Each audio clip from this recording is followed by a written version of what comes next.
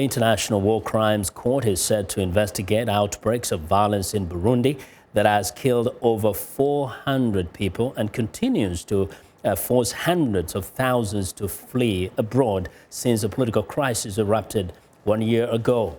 President Pierre Nkurunziza's bid for a third term and his eventual win last July triggered the unrest. Today, tensions are continuing to escalate in the East African country. Susan Misago has been living in the Nduta refugee camp across the border from Burundi in northwestern Tanzania since February. Misago says she watched anti-government militia in Burundi rip apart her family.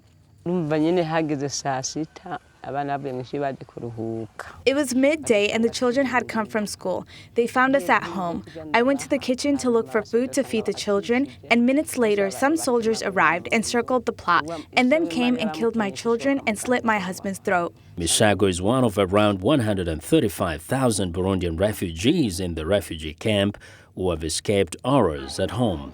There are new arrivals at Nduta every day. They speak of torture, disappearances, massacres of loved ones, and the arrest and detention of neighbors on the border. I lost 7 members of my family. I'm so grief-stricken that I sometimes feel like I'm going crazy. According to the United Nations Refugee Agency, the number of Burundian refugees seeking shelter in the neighboring countries has reached 250,000, and the numbers could rise even higher.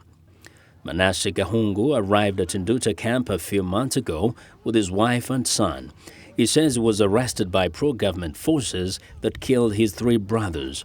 He made it across the border, but says many are unable to get out.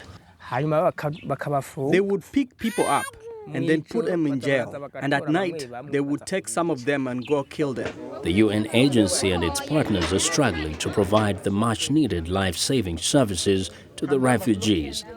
UNHCR has requested $175 million for the Burundi humanitarian response in 2016. So far, it has received only $4.7 million, or about 3%. We need to pay attention to the hardship that the refugees are having in the camps in Tanzania. We cannot fail this caseload. At least 3 armed rebel groups have emerged in Burundi since the political crisis erupted.